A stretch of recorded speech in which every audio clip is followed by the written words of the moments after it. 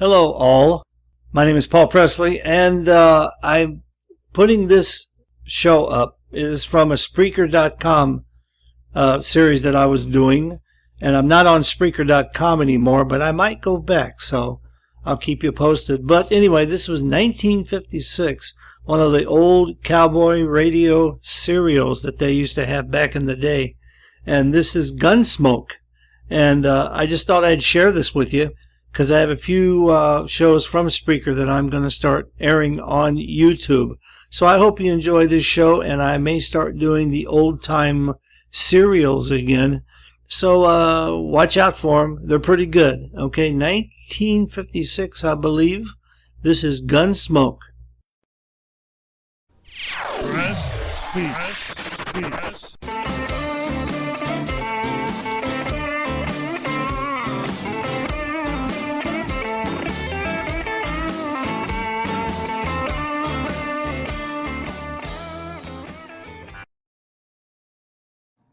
Hello, Paul Presley here. Have I got a treat for you on this show? This is going to be a regular, probably Saturday night thing for a while, because I love the old-time radio shows. I ran into a site when I was searching the internet one day called archive.org. I was actually hunting for other music, but I found this site, archive.org. Great site. Okay, it has what this site does. It has archives of audiobooks, software, they have poetry, they have music, they have a lot of things on this site. So my favorite thing is the old time radio show. So what we're going to do today, and probably every Saturday night, I'm going to do an old time radio show. Okay, right now we're doing Gunsmoke. I've got the Green Hornet, Batman, a lot of those I want to do because those are great.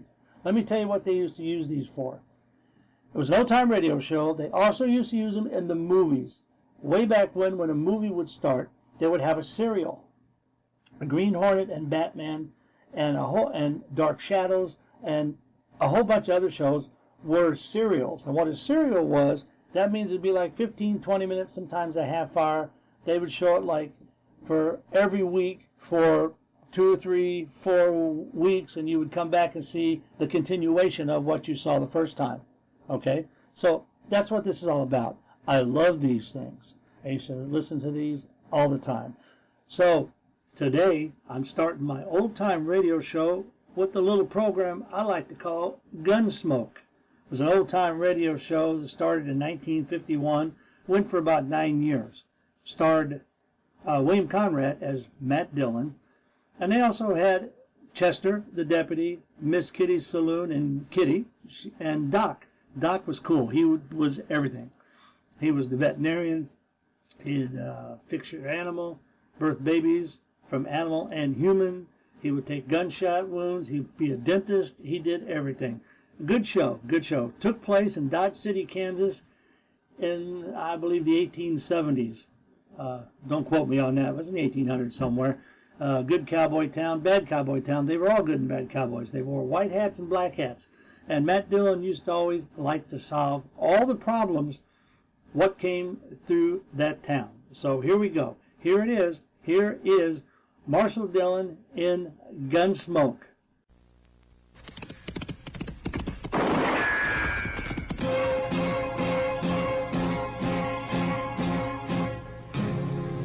Gunsmoke.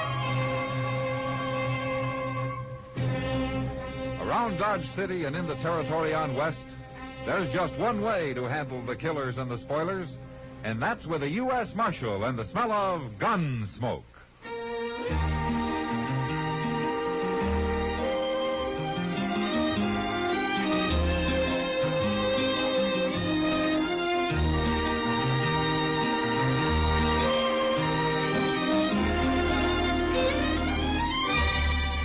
Gunsmoke, starring William Conrad, the transcribed story of the violence that moved west with young America, and the story of a man who moved with it.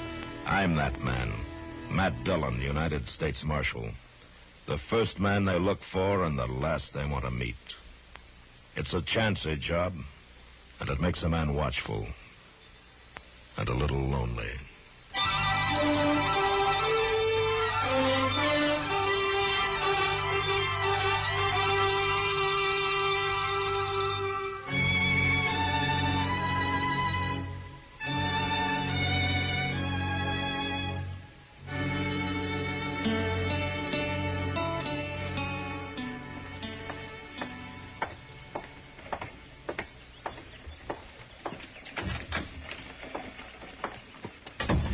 Dillon. You eating already, Chester? No, sir. Oh, why not? Oh, I didn't like to ask Alfred for no more credit. Oh. Yeah, I heard that you were at Chalk Beeson's faro table again last night. All right. Read me a sermon. I deserve it. I guess an empty belly will do you more good than a sermon. I tell you what, you can think about that while I'm eating, huh? Yeah, that's where I'm heading right now. All right, sir. But I think a sermon would do me good, too. You know, all about the evils of gambling. Mm-hmm. It kindly would lift me up, Mr. Dillon. The best one I ever heard was back in Prairie Falls. Yeah, well, that's very interesting. This here circuit rider was a real hellfire and brimstoner. Come right into the gambling hall, he did, and stood up on the table. He got shot before he finished the first sentence. Look, but Chester, he could you tell me out-shouted him and went right on. Took up a collection afterwards, must have got $40, $50. But there was only one trouble. Yeah, what was it, Chester? Well, nothing much, really. Only the money was in chips. See, he could cash 'em or play 'em. He played 'em, and he won. That kindly soured everybody on the sermon. Yeah. Well, I'm going to go eat now, Chester. I'll be back. There's more to the story than... Hello. Are you the marshal here? Yeah, that's right. Do you want to see me? If you're not too busy. No, come in. This is Chester Proudfoot. Hello. How do you do? My name is Ascom, Marshal. Clint Ascom. I'm a gambler. Well, I kind of figured that. But you're not from around here. I'd say maybe you work the Mississippi River boats, huh? That's pretty close. The Ohio. Well, you're a long way from water here. Thanks to the Santa Fe Railroad. But that's only a temporary necessity. I have a matter to settle. Oh, well, how can I help you? I'm looking for a man. I've traced him to this vicinity. Uh-huh. Now, you know his name? That's all I know. His name is Cass. Jameson Cass. Old Jim Cass? Well, I never figured him to get mixed up with gambling and such. You do know him, then? Yeah. Well, maybe you can direct me to him, then. Well, he has a place out in the country. Those aren't very explicit directions, Marshal. No, they're not. But they're all I'll get? Well, I'd like to know what your business with him is. It's a personal matter. Well, sure, but what? You told me what I wanted to know, Marshal. He's here. I'll find him without your help. Ask him. Why do you want to kill Jim Cass? What makes you think I'd do? A man eaten up by hate gets a look in his eyes. I've seen it too often.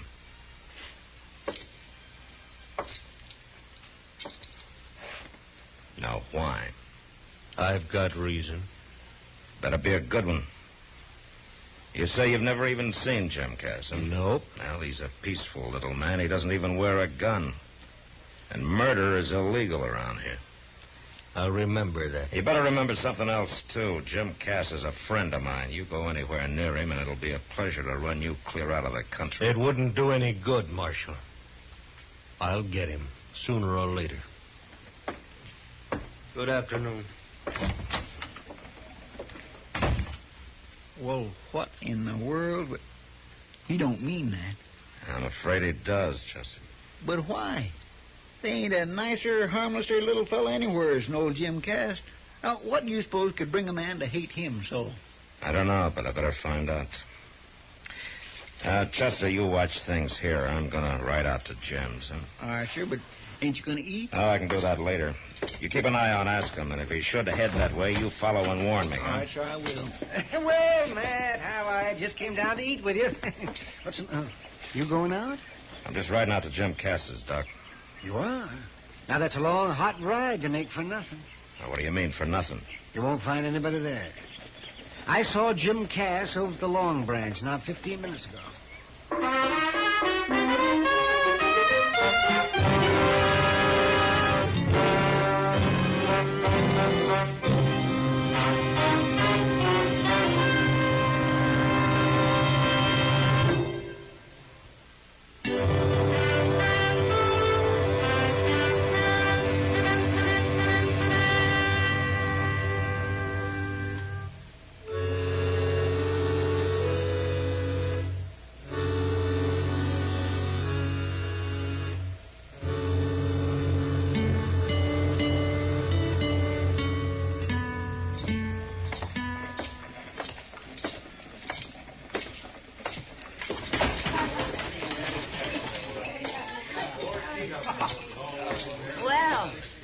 Matt. Hello, Kitty. Have you seen Jim? Oh. Marshal? Following me? Well, I might be, ask him. Kitty, can I talk to you for a minute? Sure, Matt. Is Jim Cass still around, Kitty? No. You know where he went? Home, I suppose. His wagon was hitched right outside. He got in and drove off about 10 minutes ago. All right, thanks. Well, what's the matter, Matt? And I just want to see him alive. Alive? Jim Cass? Kitty, do me a favor, will you? Yeah. When I leave, you see that Ohio River gambler's entertained for a while, will you? Sure, as long as he's got money. Okay, thanks, Kitty. Marshal, have a drink. No thanks, ask him. Marshal, I've never had any trouble with the law. I don't want any now. This has got nothing to do with you. A deliberate killing is the business of the law anywhere, ask him. He'll have his fair chance. Sure, house odds, huh? I told you Jim Cass is not a fighting man. So you'll do his fighting for him? If I have to. I'm sorry, Marshal. Sure. But you won't stop it, will you? No? You must have a powerful hate. I have. I could lock you up, you know. Mm-hmm. And postpone it for a few days, that's all. And as for running me out of town, I'm leaving anyway. To go out to Cass's. If you want to warn him, you'd better go now. So you can follow me? I can find him without your help. Ask him, I'm going to warn you. You harmed Jim Cass, and I'm going to jail you or kill you. Fair warning, Marshal. If you can do it. I can do it.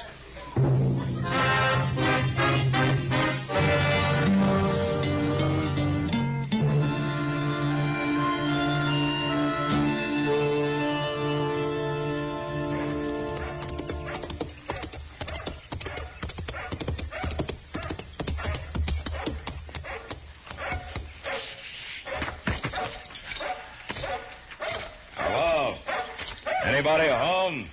Hey, Tom! Hush up out there now. Hush up. Stop it. Who is it? It's me, Jim. Matt Dillon. Oh, Matt. Good to see you. What brings you out here? Can I come in? Well, sure. I'll set the coffee to boil. It won't take a minute. Hey, some scorcher, ain't it? Yeah, it sure is. Yes, sir. Gonna be a late winter.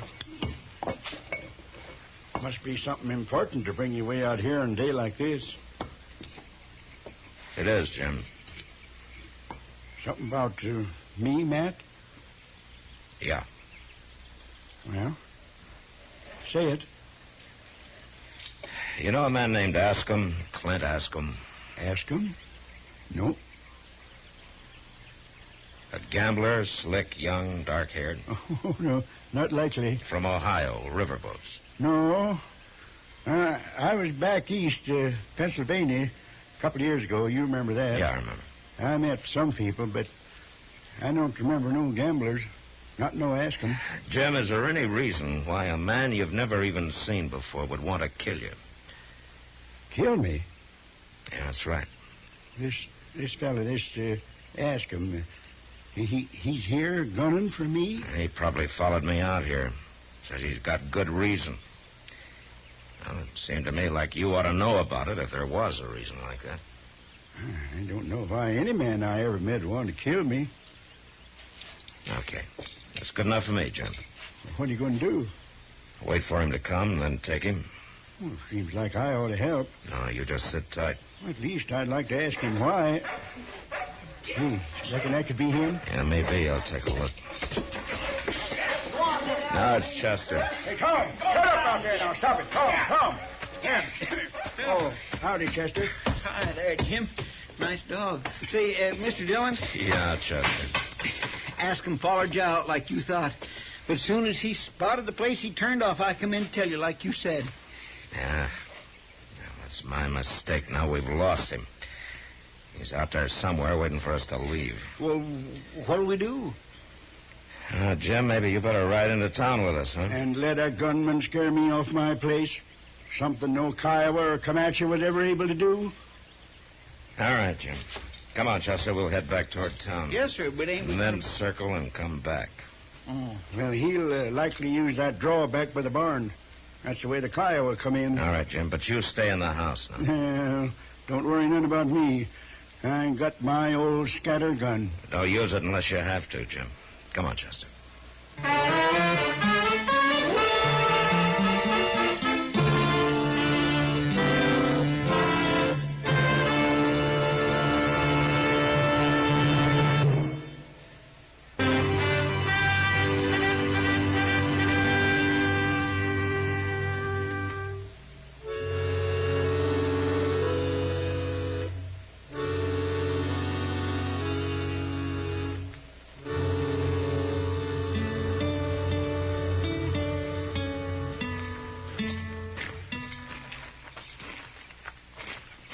You see anybody, Mr. Dillon? No, not yet. Now, wait a minute. There he is. Yeah. All right, you stay here. I'm going on up. All right, sir.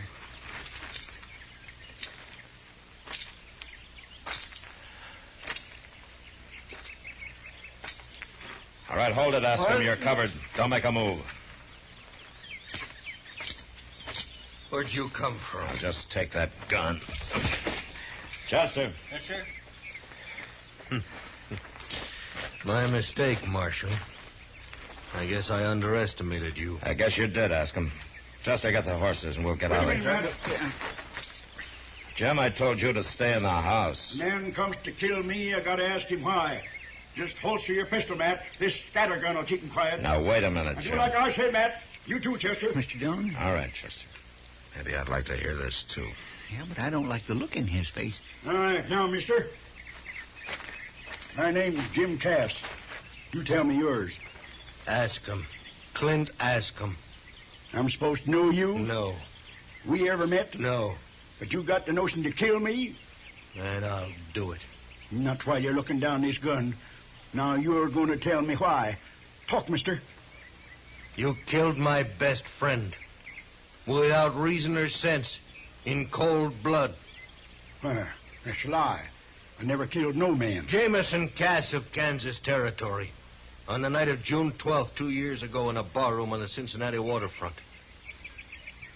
You pleaded self-defense and they let you go. Only it wasn't self-defense. It's taken me 2 long years to track you down. But that was an Indian. That was a Delaware Indian. He was my servant and he was my friend. The best friend I ever had. He was as good a man as you are, or any other white man. Jim, is this true? Well, Matt, ain't nothing to kill an Indian, you know that. You had no reason. Well, he jostled me and bothered me. Had no right being there at all with white men. Oh, I'll kill you with my bare hands. Stand back now. Ask him. You're still taking his part, Marshal. You hate Indians, too. No, Askham, I hate killing of any kind. But Indians don't count. Is that it? If it'd been my friend, I'd probably feel like you do. Eh? Not this murder. Ask him, did you ever think maybe Jim's got a reason for the way he feels, too? A reason? What reason? Well, out here, there are plenty who feel his way. The situation's different. Indians aren't all like your Delaware. You take a look up there behind the house. That little grass plot with the flowers and the 3 headstones. Now, those are Cass's reasons. His wife and his 2 kids. And Kiowas put him there. Now, I don't hold with what Cass did, but what you're doing's no better. I don't care what his reason is. I come here to kill him. I'm going to do it. Ask him. All right, Mr. Indian lover, you will get your chance. Give him back his gun. Now, Jim. Stand back, Matt. This is between him and me. You stay out of it. Give him the gun, Chester. No, Chester. Jim, can't you see that you're I see making... he ain't going to be satisfied short of blood. Well, now I ain't either. Now, wait a minute, That's Jim. right, Matt. I'd hate to have to blast you. Use your head, Jim. Man comes to kill me. It's him or me. Mr. Dillon, that's a shotgun. Stay back, I told you. Put it down, Jim. Matt, I won't be stopped. Mr. Dillon, look out.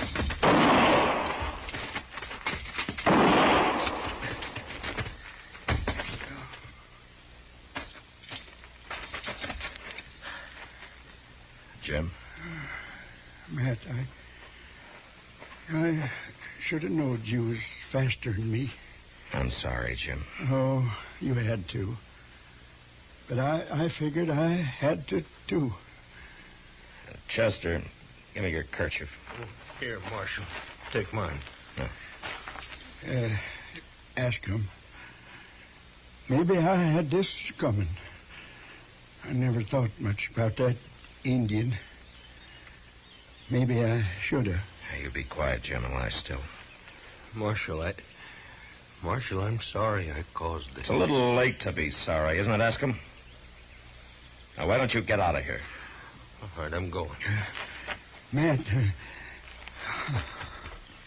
he dead? No, he just fainted. Chester, ride into town and get Doc out here as fast as you can. Will you let me get him, Marshal? Least I can do. All right, ask him. Go ahead, but hurry. Mr. Dillon, you think he'll really bring Doc back? Yeah, Chester, he'll bring him back. My, you took an awful chance with that cussed shotgun. Well, it was a gamble, Chester. Yeah, but one you could have lost. Well, maybe you better read me a sermon on the evils of gambling.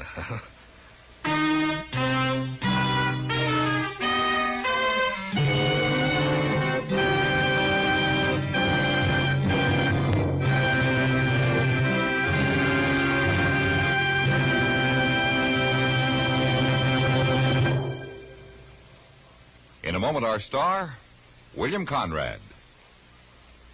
When your child raises his hand in the classroom, does the teacher have time to answer his questions? How many questions go unanswered in your schools because teachers in crowded classrooms just don't have the time to get around to each child? This is only one of the serious situations that's going to be faced again and again this year in schools all over the nation. Every child deserves the best possible educational facilities. Though a good deal has been done since the post-war years, increased enrollments for this term threaten to wipe out all gains. Our schools are packed by the largest enrollment in history. There will be critical shortages in schoolrooms, staff personnel, and transportation unless you do something about it. Join and work with your local civic group and school board now. Through the PTA and other groups, you can take action to improve the schools in your own community and help find more qualified teachers who are so desperately needed. Don't waste time. Your child's education is at stake. Don't leave it up to the next fellow because you're the person who can help improve our schools. This has been a public service message by CBS Radio. And now, William Conrad. You know, the frontier's owe its share of needless killings. But next week, Dodge City watches the most useless of all. Because of a bullet fired 2 months earlier, 3 men die. And that was the West. Gunsmoke. Produced and directed by Norman McDonald, stars William Conrad as Matt Dillon, U.S. Marshal. The script was specially written for Gunsmoke by John Dunkel, with editorial supervision by John Meston. The music was composed and conducted by Rex Corey. Sound patterns by Tom Hanley and Bill James. Featured in the cast were Lawrence Dobkin and Ralph Moody. Harley Bear is Chester, Howard McNear is Doc, and Georgia Ellis is Kitty. Join us again next week for another specially transcribed story on Gunsmoke.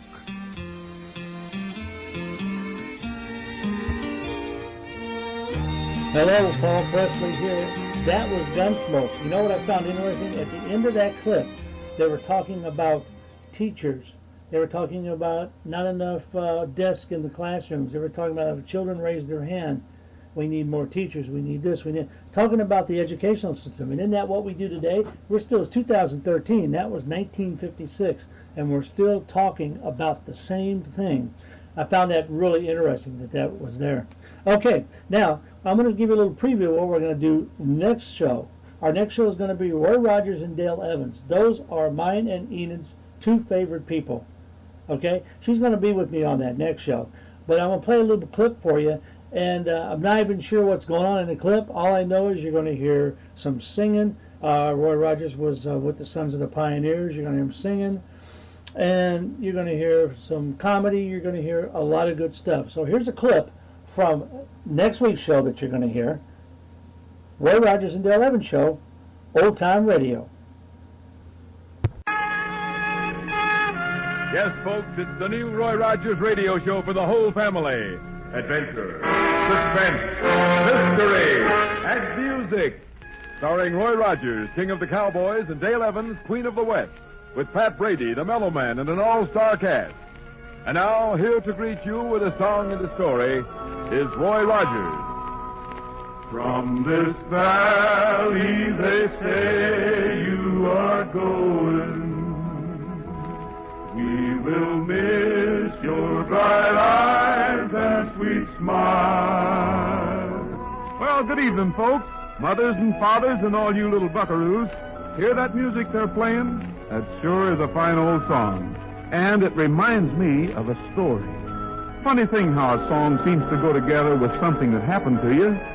The good old Red River Valley. You know, a while back, Dale and Pat and me went down to Barlow, Texas to take part in a rodeo. And that's right smack in the heart of the Red River Valley. Well, sir, the final bronc busting event was on, and a friend of Pat's was riding in it. Final bareback bronco busting event. Introducing Tom Weatherby, challenging Bob Finley's great ride. Over the chute, boys. Tom Weatherby, that was Pat's friend. He was having himself quite a time. He sat that bronc like it was part of him. Then all of a sudden he seemed to go limp. He let go of the halter rope and fell off. For a minute everybody thought he'd been thrown, but when he didn't get up, we ran out to help him. One look told us why he didn't get up. Tom Weatherby was dead.